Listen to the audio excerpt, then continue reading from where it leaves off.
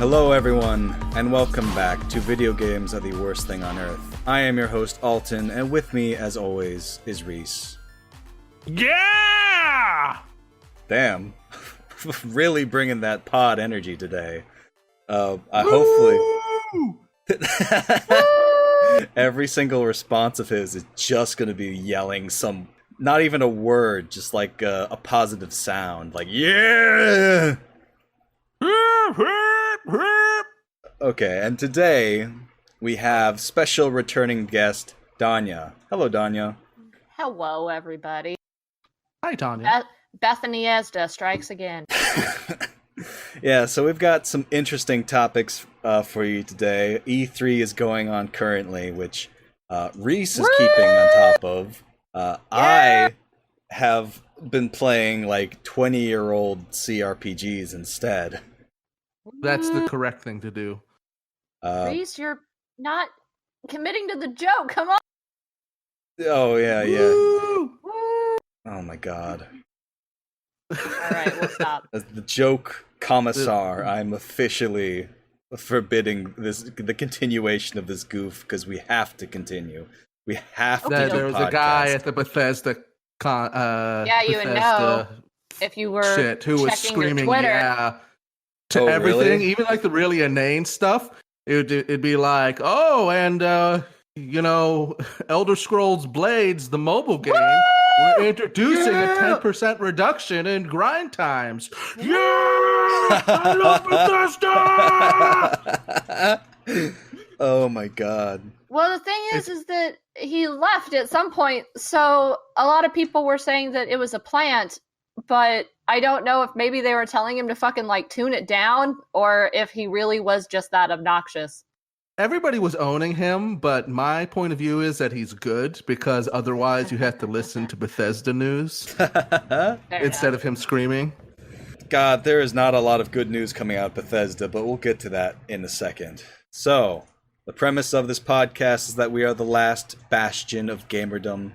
We are the guardians standing between you and the gates of fascism, keeping you young, innocent gamers from the disgusting pits of reactionary thought that so many have fallen prey to, keeping you safe from the unwashed incel hordes. And that's your line, Reese. It's the intro. I don't remember what my line is here. We're the only podcast to tell you the truth. Oh yeah, we're the only podcast to tell you the truth about video games. I forgot that we did that. But anyway, enough of our awkward shoehorn intro aside. Let's get into this topic.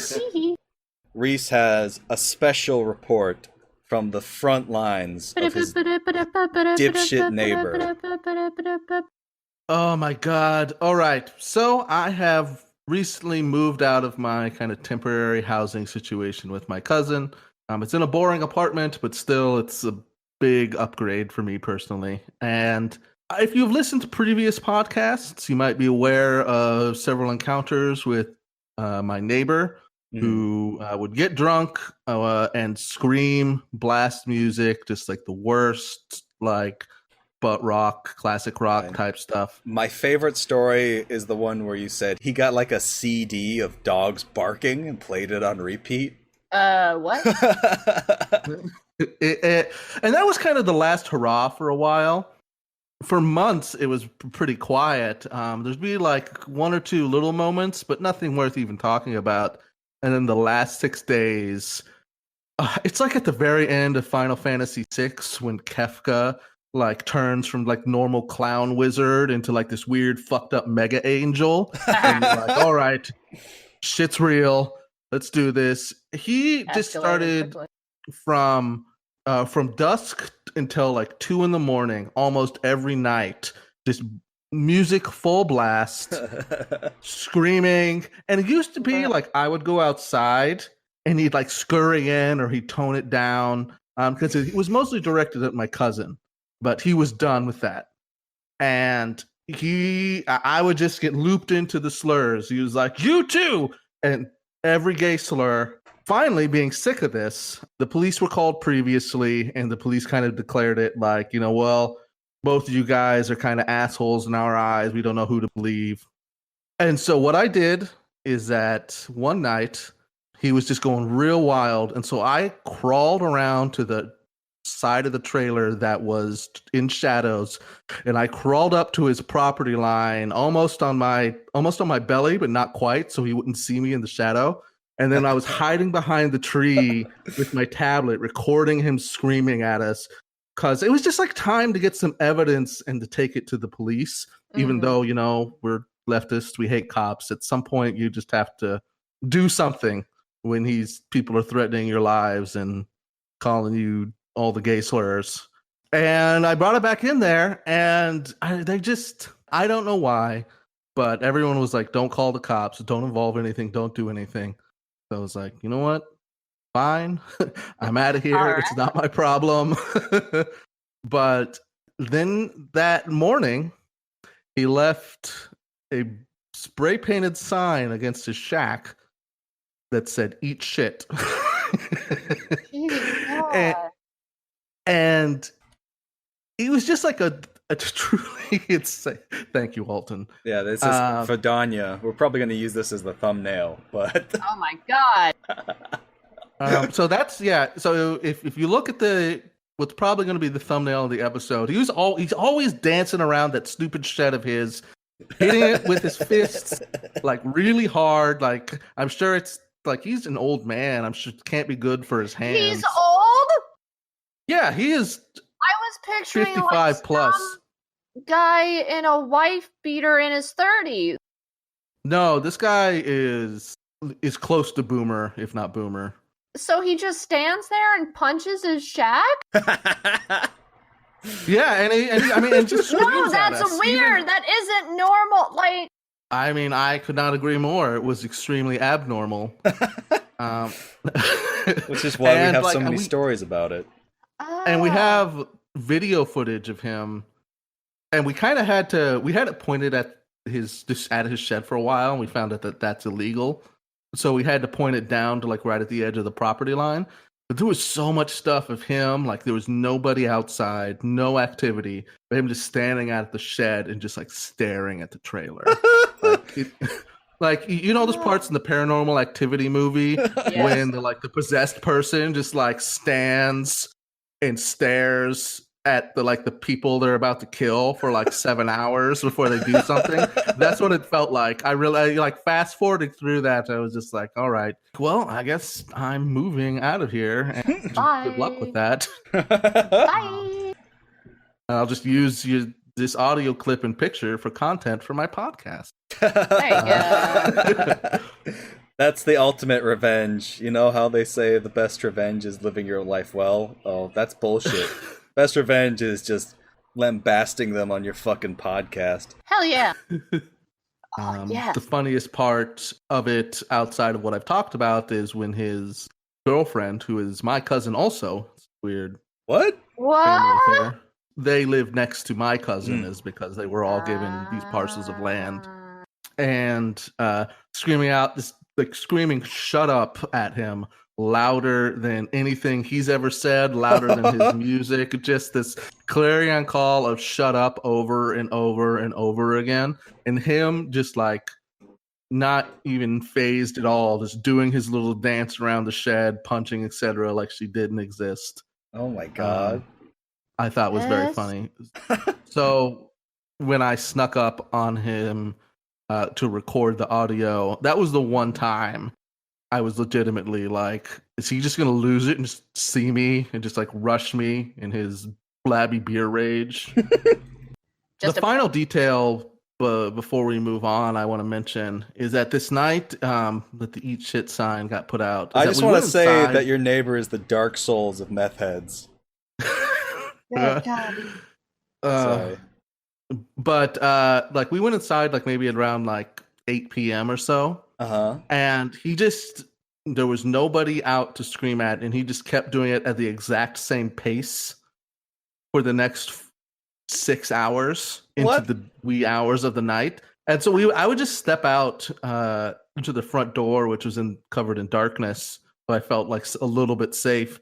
And I'm just like, go out, and he was still screaming at the exact same meter, still punching, still blasting music. It wasn't even like about it being to us at that point. It was just he entered this zen transcendent state of dipshittery. This is where so all he knew weird. what to do is to scream and punch. Do you have anything more to say about your weird neighbor, or are we good to talk? No, that's it. Let's move on. Anyway, moving on. This tweet is bad. No, I disagree. It's extremely good, actually.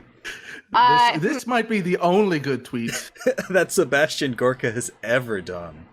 Oh my god. So in order to get into us, we have to say that there is a parody account of Nintendo of America that replaces the I with an L. So it's at Nintendo America. And it says, Happy Pride Month. Our staff is filled with people of all sexualities, so we love supporting that. And this picture of Mario and Luigi kissing. Very well written tweet by an extremely large company. Absolutely worth believing. Mm-hmm. Yeah, definitely worth believing Nintendo of America. And so, infamous large-headed man, Sebastian Gorka, has quote tweeted it and added the real Nintendo America by saying, So, Nintendo of America is promoting incest now. And it's a very good tweet. I know I've heard this name before, but who the fuck is Sebastian Gorka? It's a long story, but essentially, he was one of Trump's cabinet. Okay, that's all I need to know. Thank you. He's kind of like a low-key Nazi too. Like he's a member of the shock and awe. Member of the Order of the Vitesse Rend. Like, what is it? Turkish? Hungarian Order of Merit, which was founded in 1920. So yeah, it's basically like a Nazi, a weird European Nazi organization. Excellent. Good to know. And I, for like one, am shocked. He does speak like a Bond villain, and he was made rather infamous by an impression of him done by James Adomian. Alright, so he did an impression of Gorka on the Chapo podcast, which became very famous, perhaps more famous than the real man, because it's just like he's like a cartoon villain. I like how his icon does look like a cartoon Bond villain. I don't know if that was intentional, but it's the facial hair. Oh my god, is that him? That's him in his car. My god! Art of Does that War? say Art of War? Yeah. You gotta be kidding me, dude! His license plate says Art of War. Oh my god. You're wearing a pink collared shirt and brown loafers! Come on! I don't want to dox myself here too much, but it's extremely funny to me that Sebastian Gorka looks very much like my father. Oh my god. So this broke my fucking brain. This was so funny. His glasses look too small for his face. His glasses are normal sized. His head is like fucking huge. Like, if you've seen pictures of the man, his head is just like, he looks like a fucking Funko Pop. Oh my god. I do really want to say, fuck this guy. Fucking learn to read. Stop falling for troll shit. And especially stop falling for troll shit if you're going to use it to, push forward this fucking homophobic bullshit that you call an ideal. I hate you. I will fight you. Come at me. I just think it's funny that Sebastian Gorka knows enough about the Super Mario universe to be like, oh, they're brothers, don't you see? It's an abomination against nature, funny. Mr. Chapo. That is actually pretty entertaining when you put it that way. I'm just wondering how deep does his knowledge of Super Mario go? I've collected all the stars in Nintendo 64's Mario, Mr. Chapo. I wonder if he knows who Bowsette is. Someone. I bet he would like Bowsette. He looks like the type. Oh my god. No, but we gotta get him the real Bowsette pictures, the one that it's not the cute, like, femme princess version, but the equally cute, like, much closer to Bowser version of Bowsette is what we need to tell him about. It's canonical, Mr. Chapo. The only Bowsettes that count are the ones where she has horns in a shell.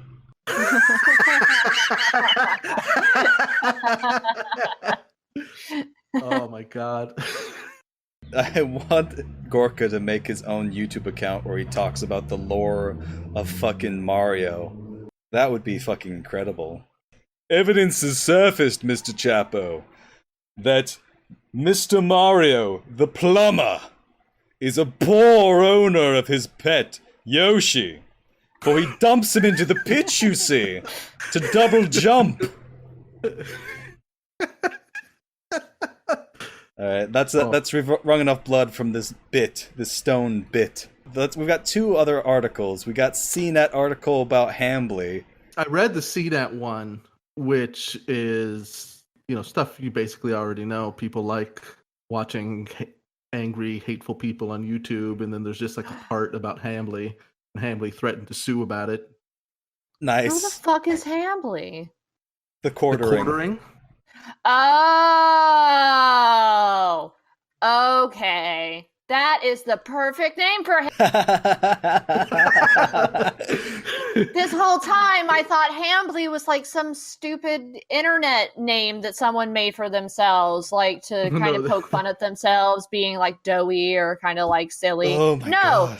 Holy shit. Are you serious? Is that like his actual legal name? His full name is Jeremy Hambly.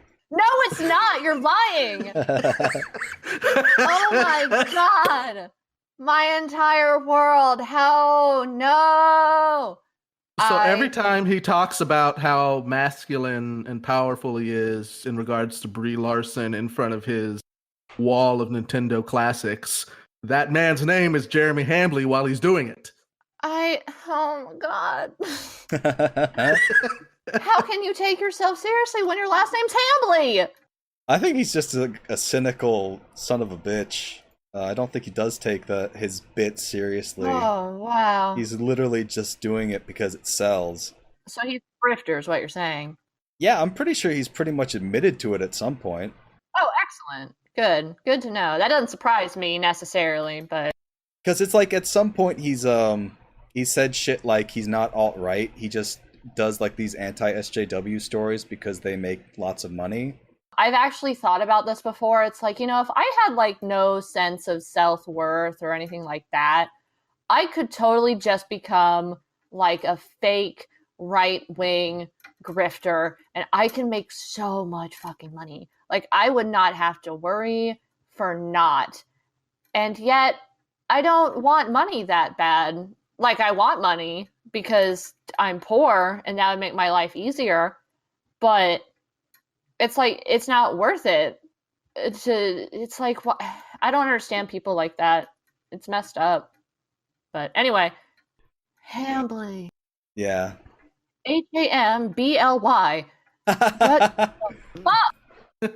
Anyway, we still haven't decided which one. I'm leaning towards the one about how the left is at war over one last conservative cultural bastion, gaming. Yeah, I know that my favorite ant-ridden friend, Ian, tweeted that one, and I thought that was pretty goddamn funny. It was extremely funny. So I thought that we could read this one out loud and how long. So shut the fuck up. No more of this. And let me tell you, it might be me that says it because what I've glazed is extremely stupid. Oh Hell my god. yes. From a website called Human Events, which is like... That's something robots. a robot would say. Yeah, exactly. Human Events. All right. Title of the article is The Left is at War Over the One Last Conservative Cultural Bastion. Gaming. Gamers are facing a new threat, worse than any monster they've ever encountered. Legacy media companies are trying to ruin online gaming, claiming it can be a recruitment tool for right-wing terrorists. The battle isn't over political correctness anymore. Microsoft Xbox chief Phil Spencer just released a new measure to make video gaming promote and protect the safety of all from the, quote, toxic stew of hate speech, bigotry, and misogyny. The announcement ostensibly written by Spencer, reads more like a social justice stream of consciousness than corporate PR. The term safe/safety appeared no less than 17 times in the brief post. He plans to achieve this with a new Xbox safety task force dubbed the Defenders of Joy. Oh my! I'm not gonna lie that is a shitty name. Hey, I like it. I get the feeling that is maybe not as official as he's pitching it. The Defenders of Joy. If you say a slur on Xbox, Master Chief comes and fucking just nut taps you. Maybe it's because I'm a corny bitch, but I like it. You missed one bit, like right underneath the headline is, many gamers know that the fight to defend geek culture is another essential front in the culture war. It would be easy for conservatives to throw up their hands and say, game over. Game over. Let the left win and make gaming into another safe space. You really should go into voice acting. All right, continuing. In response to Defenders of Joy, Orwell would be in awe of that one. Go fuck yourself! The recently updated Xbox community standards had similar rhetoric, warning that if you're looking for a place on the internet to be overly edgy or get a rise from people, Xbox isn't the place for you. Man, that's definitely a change of pace for Xbox. I mean, it's kind of funny because it is like so, I guess, opposing to like the mental image that I've kind of always had of Xbox. Yeah. I guess that really isn't fair on my part, but Xbox has, and like Microsoft has always been kind of the more like... It's been the butt of many brash, jokes. Yeah, like the more brash, very loud, very like insensitive kind of dude bro system. Mm-hmm. Or at least if we remember that same episode with Matt and Brienne, I discussed my time doing Xbox technical support. And I think that is a pretty fair story. Oh my god! Why has my username N-word69 been banned? Okay, so after let me just reread the last one so we don't forget it. The recently updated Xbox community standards had similar rhetoric, warning that if you're looking for a place on the internet to be overly edgy or get a rise out of people, Xbox isn't the place for you. It didn't explain what overly edgy quote-unquote means, guaranteeing players will be afraid to say anything that might offend the censors. Oh my god. Microsoft is far from alone in warning about the danger of in-game comments. The New York Times stooped as low as smearing cartoonish video games as recruitment tools for right-wing extremism. In its March 27th opinion piece, quote, from Fortnite to alt-right. That's good. Yeah. Texas Tech University assistant professor Megan Condas condemned the video game community as a breeding ground for right-wing terrorists or, quote, white nationalist recruitment in her phrasing. Blaming games and gamers is hardly new, but this is a drastic escalation from Gamergate to marking gamers as potentially right-wing terrorists. Which is absolutely happening. Like, it is legitimately, they are targeting like people who kind of make those jokes and, you know, friending up to them and kind of pushing them in that direction. Yeah, there's an article about how neo-Nazis use online video games as like platforms for propaganda and recruitment. Well, I mean, it is not a stretch of the imagination at all. There have been plenty of think pieces about how that works and why it's effective. I mean, I think I actually talked about it on one of the episodes that I was on. It's possible. It does sound familiar. I mean, it makes complete sense because, I mean, obviously, it's becoming a little bit different as time goes on. But in the past, you know, gaming was considered the hobby of people that were more socially withdrawn, and it's incredibly easy to take advantage of that by going in using propaganda to give this idea of like, no, we're a community that's going to take you in and actually care about you when other people aren't going to. Yeah. And I mean, like I said, this isn't even new. Like, this has been something that's been talked about for years now. And gaming's not the only community where this has been a thing, but Board games, a breeding ground for the alt-right. Anyway, who wants to read next? I'll read next.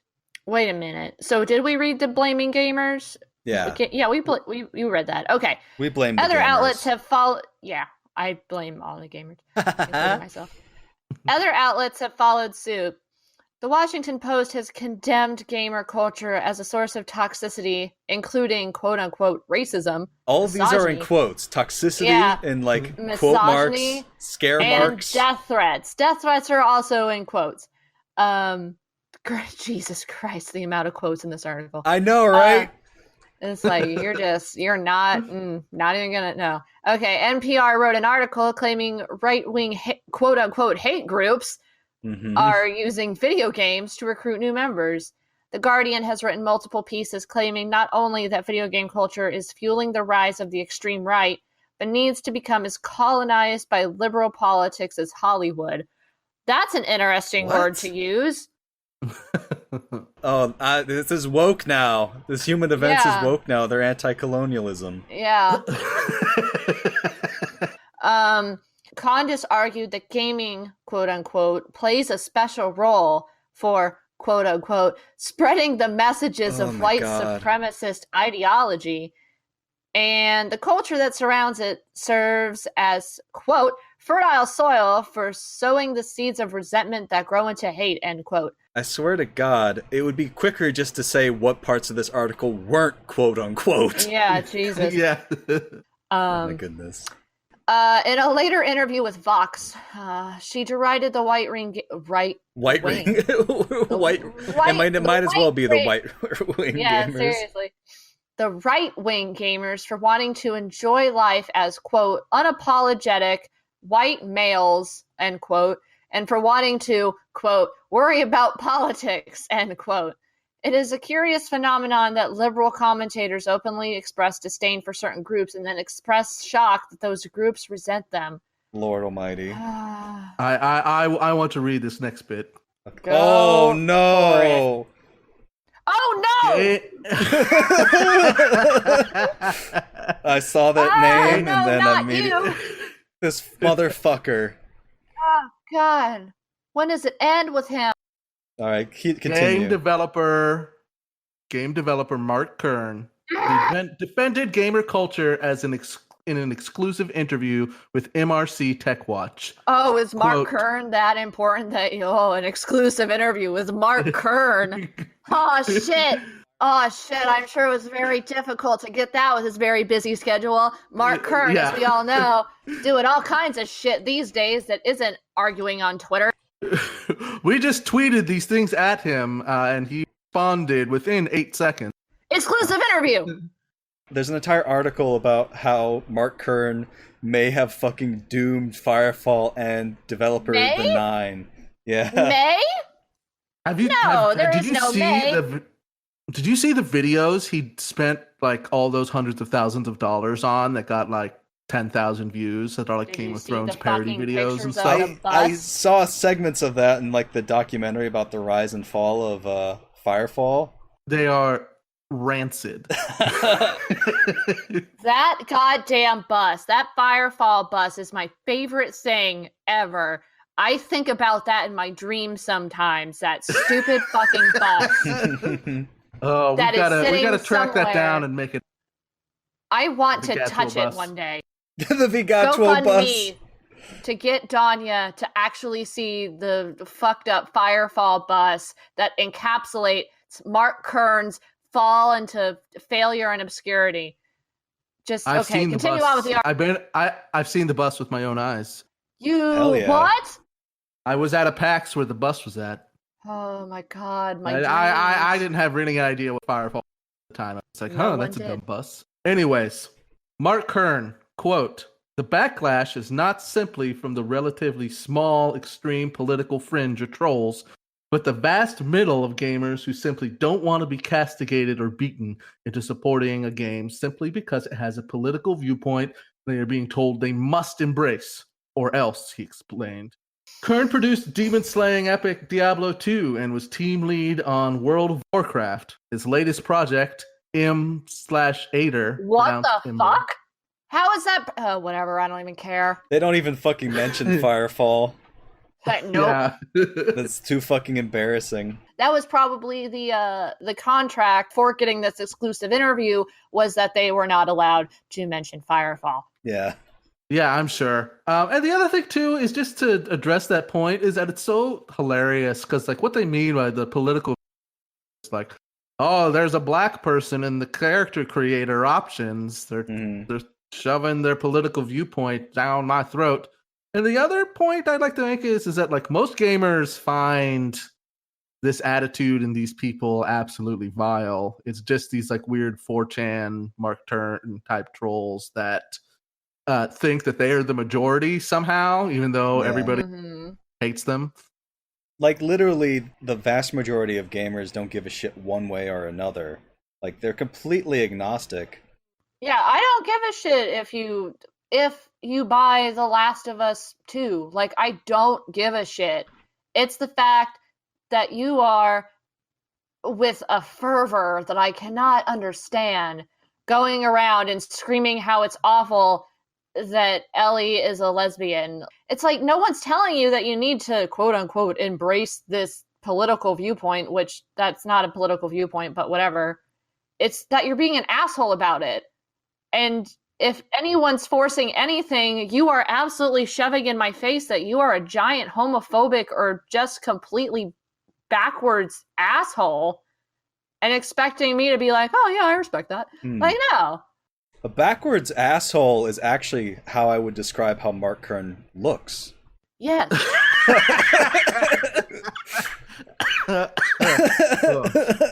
You know, they say that the funniest things are also true. Well, the failure of Firefall was not kind to him. I mean, people say it's not woke to criticize people for being ugly, and they're completely correct.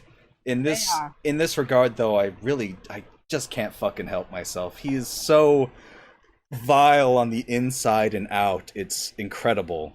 Seriously, I don't care. Whatever. Yeah, I'm on the same page as that. I understand where that position is coming from, but bad people should get attacked on all fronts. And Mark Kern is a vile fucking hobgoblin. He is! And the world should be reminded. The world should be reminded at every point along the way.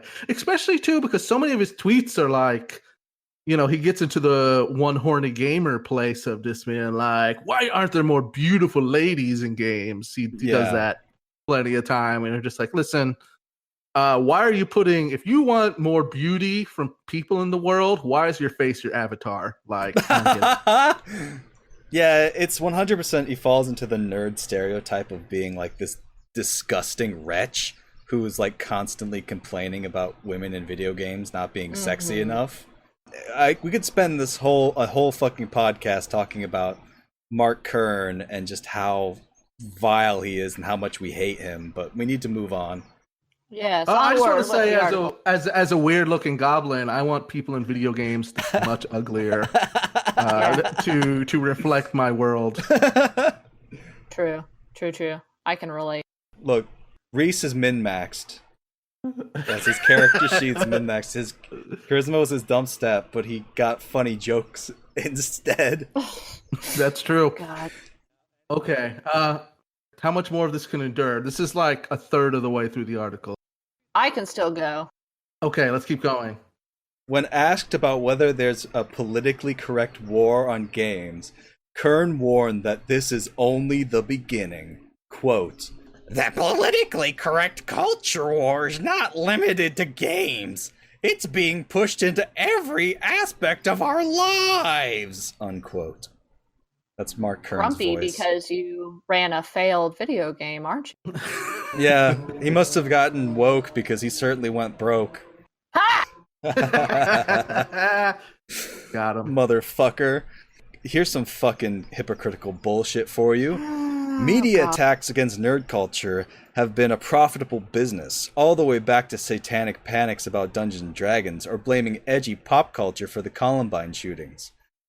What he doesn't mention there is that the whole fucking, moral panic thing was like a distinctly conservative thing for decades. Why point that out whenever you can just not do that and be Mhm. totally like not honest about anything you're doing? Yeah. Humanevents.com. To continue, this is different. The assaults on gaming are more about politics and winning elections? I don't know about you guys, I don't think- but my political centerfold is absolutely about destroying video games. Vote for Dawnya for mayor of the internet 2020. Thank you. Kern noted that the media is fully on the side of censorship and witch hunts, which, I mean, why would you take Kern's word for it? He's a fucking dumbass. Anyway. Because they managed to get an exclusive interview and they have to milk it for all it's worth. Oh, don't use the word milk and fucking Kern in the same sentence. Disgusting. Ugh. Gotta squeeze all that. Fuck. You're welcome. Jesus Christ. Condis wrote in her Times piece that game companies should be held accountable for the rise of right-wing extremism. She called upon readers saying that, quote, "We can insist that the companies that control gaming spaces recognize that this community comes with extremism dangers," unquote. Some liberals have a solution: drastically change what video games are about. The Guardian contributor and video game commentator Alfie Bone has written multiple pieces pressuring the video game industry to pursue a revolutionary agenda about conservative politics? That sounds dope as hell. In one such piece, How Video Games Are Fueling the Rise of the Far Right, he lamented that, quote, desires incubated by games lean far to the right, unquote. He suggested that popular video games about adventure are based on, quote, misogynistic, unquote, impulses that he said humans mistake for being natural. Bone made his argument clear in another piece titled, Video Games Are Political. Here's how they can be progressive. He declared that, quote, video games can and should be put to work for left-wing politics, quote unquote. The piece suggested that they now lean, quote, towards conservative, patriarchal, and imperialist values such as empire, dominion, and conquering by force. I think this Alfie Brown guy sounds cool.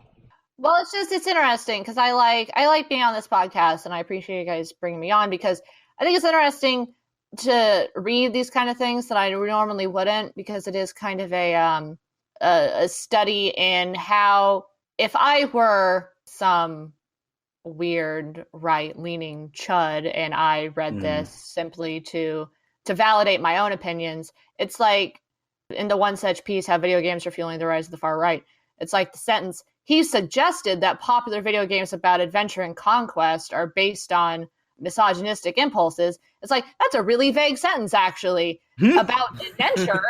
Like, if I was, not wanting to actually think about this story, I'd be like, yeah, that does sound kind of stupid and weird for someone to say. But I bet I'm going to click that article and it's going to have a pretty, specific type of game that, is much more misogynistic than just bland adventure game. Yeah, adventure is misogynistic.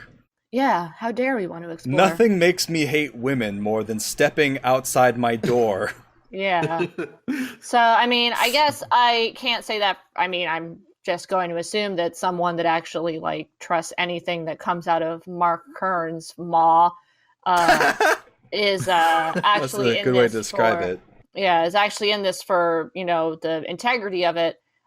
All right, how much farther can we go? We're only about halfway through. I'm getting tired of it. Exactly. It's like, I assumed that it would just be so shitty that we'd get tired of it, but honestly, it's just repeating itself over and over and over and over again. It's just so fucking tiresome. Yeah, it's like article says video games bad. Other article says video games bad. It's like, okay. Yeah, I'm actually quite fond of that they link all these great articles. Yeah, seriously. For us to read. I'm like, wow, okay. Yeah, we got an NPR article in here. I'll read that. It's sort of weird that they would present all these countering arguments that are probably almost universally, I would assume, better written than their repetitive bullshit. Just scrolling down the page, it's just like blacklist and biases, liberals jealously guard their control of the Bone also condemned Steven Spielberg's 2018 film Ready Player One, which perhaps inadvertently made a convincing case for conservatives to defend gamers. Oh my god. Wow. The film is about a worldwide virtual reality game where a band of freedom-loving youths team up to save the, quote, oasis from a soulless, power-hungry corporation. I'm guessing that that's not why Bone, said it was a shitty film. He probably said it was a shitty film because it was bad. But I'm liking this Bone guy more and more. A team of libertarians who are decidedly right-wing. Oh my god. Bone condemned the film as an alt-right fantasy, despite the fact that the heroes are a variety of ethnicities.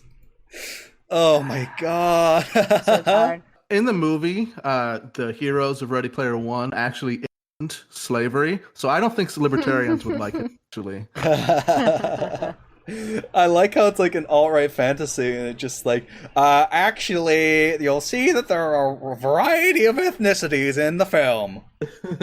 Just as if that's the be-all and end-all of right-wing, which I guess it kind of is.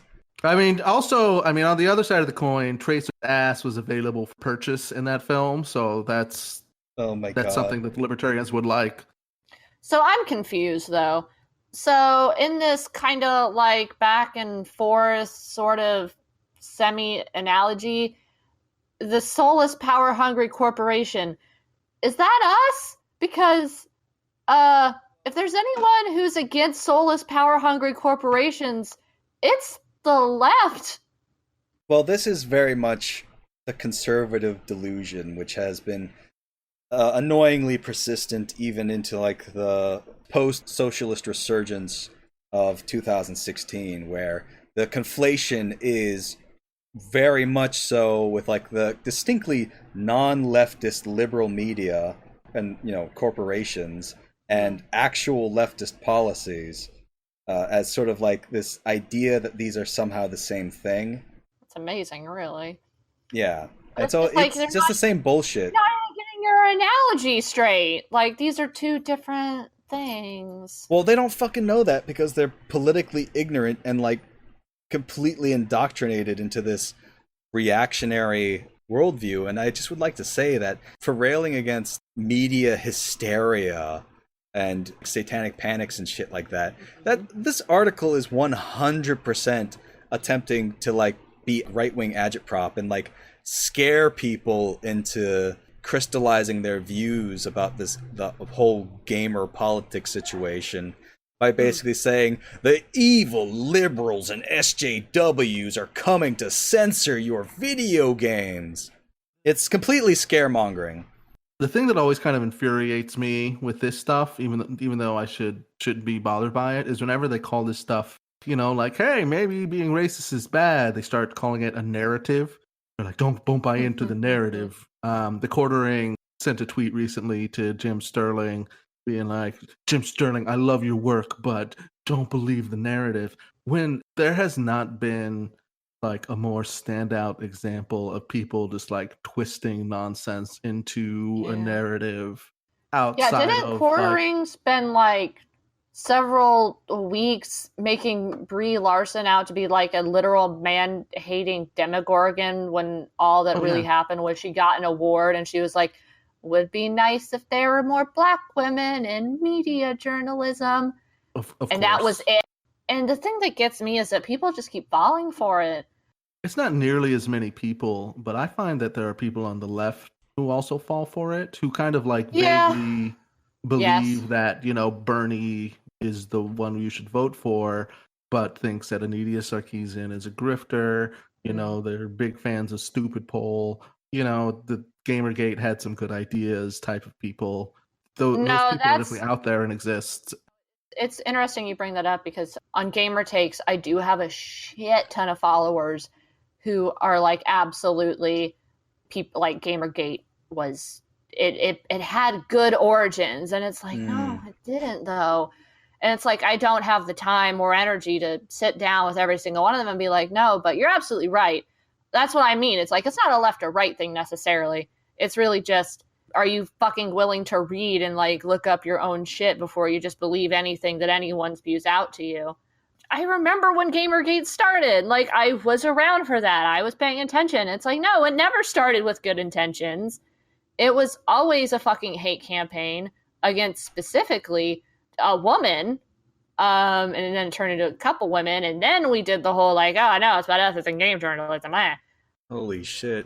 Okay, I would like to wrap up with like the very last thing that this says because it's fucking stupid as hell, and then I've got to get into right at the bottom. There's something interesting, and I want to talk about. You mean the very last paragraph? The very last paragraph, and then it's a good one. It is a very good one, and then the description of Alexander Hall. So I'll read it off. Gaming has at its core always been about overcoming impossible odds, slaying monsters, and defending kingdoms from invasion. Said like a man who has played all the video games. Yo, that's always what it's been fucking about. The latest main quest for all gamers is to take back society itself. This is such fucking boomer language. I can't believe it. Alexander Hall is a staff writer for Media Research Center's Tech Watch. And out of curiosity, while you two were talking, I went ahead and Googled Media Research Center. And I found some pretty interesting things. So, from the Wikipedia page, the Media Research Center is an American nonprofit media watchdog for politically conservative content analysis. Its stated mission is to expose and neutralize the propaganda arm of the left, the national news media. You don't say. It has received financial support from several sources: the Bradley Foundation, the Scafee Foundation, as well as ExxonMobil. Oh, golly gee. One of the founders the founder was Brent Bozell III, whose relatives include William F. Buckley. God. Oh, this is so stupid. Do you know who William F. Buckley is? That name sounds familiar. He is the founder of the National Review, and he is like a infamous like Bruh. conservative journalist, I guess. Buckley referred to himself as either a libertarian or conservative. He's not sure which. And I think that one of my favorite things is that this is sort of tangentially related, but Chapo did like a reading series of like, I can't remember who the guy was, but he was like on William F. Buckley's boat. Ross Douthat. Oh, Ross Douthat did like skinny dipping with William F. Buckley. Oh God. And so the fact that like this media research center, quote unquote, is like got fucking money from oil companies and like conservative think tanks and institutions. Here's a new game. 7 Degrees from the Koch brothers. Yeah. Yeah, how many degrees from the Koch brothers is this? And then I just like saw that his relatives was fucking William F. Buckley. And I was like, hell yes. Like 3 degrees. Yeah, not very far at all. And this is one of my favorite things. It also receives funding from ExxonMobil due to its skepticism on climate change. Like, literally just tit for tat. So, definitely, like, a completely amoral, right-wing grifter institution just, like, pumping out propaganda. And it's so funny to, like, just see, like, this shitty, fucking, poorly written article and like follow the money and just see like just how deep in the pockets of a soulless corporation these people are. Oh my God. All right, I think it's time to wrap up. I believe so. So do you have any final statements, Dawnya, from your times at Shitty Gamer Takes about gamers? We're not even 2 weeks into June, and I'm already tired of the fucking pride-related takes. God damn it, the heterosexual. That's my take. No one cares that you're gay, but you've read about 3 different fucking threats of violence towards gay people in the last 8 days. So, no one cares, though. I don't even have to look for them anymore. People just send them to me. It's, oh, God, I'm so tired. And people are like legitimately getting upset, and I feel bad, but at the same time, it's like, that's what the point of this is. But I'm also getting kind of like tired. I don't know. Just happy Pride, everybody. I do mean that from the bottom of my heart. If you're listening, Happy Pride. Every Nintendo Happy character Pride. there's ever been is gay. Yes, your favorite character, gay and transgender. Extremely gay and very trans. Yeah, so either accept it or die mad about it. I don't know. I think that's the message we'd really like to leave everyone with at the end of our podcast. Is just die mad about it. Yep, die mad about it. All right, so Dawnya, where can people find you and your great work on the internet? Great is a subjective term, but you can find me on @GamerTakes on Twitter, or you can find my personal account with my art, which is my actual passion, surprising many people. I don't spend my entire life just searching for gamers saying stupid shit. You can find that at XO_pinkishheart. Just go there. You'll find my website there. It's kind of hard to say my website URL because I did it fun. But yeah, find me on Twitter. All right. So, Reese, where can people find you on the internet? You can find me at Twitter @YourVeryGoodBud, where it is my passion to find gamers saying awful, shitty things and to revel in it. And yeah, that's it. All right. And you can find our official Twitter at VGATWTOE, and you can find our website at videogamesaretheworst.pinecast.co, and you can find our where you can find all of our episodes, and you can find the VODs for those episodes on my YouTube channel, Alton Plays, and you can find me at 8alton8 on Twitter, where it is also my passion to just hoot and holler and punch my shed at the absolutely ridiculous things the gamers say. Comes all full circle. If I ever get too tired, and this, you can take this to the bank, my lads. If I ever get too tired to run Gamer Takes anymore, you guys are the first in line to receive it from me. That's consider an honor. Consider me the all might of fucking gamer criticism YouTube, and you guys are my 2 Dekus, I suppose.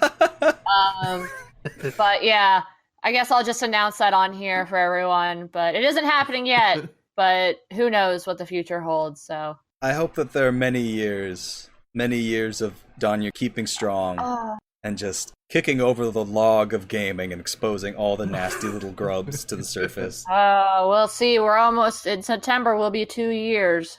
Oh, that'll be cool. I'm so tired. You should definitely add that fucking the latest main quest for all gamers is to take back society Oh my itself. god, you're right. I should. All right, everyone. Gamer Take. I hope you enjoyed the episode. We'll see you next time. Bye. Bye. Bye. And die mad about it. Die mad about it.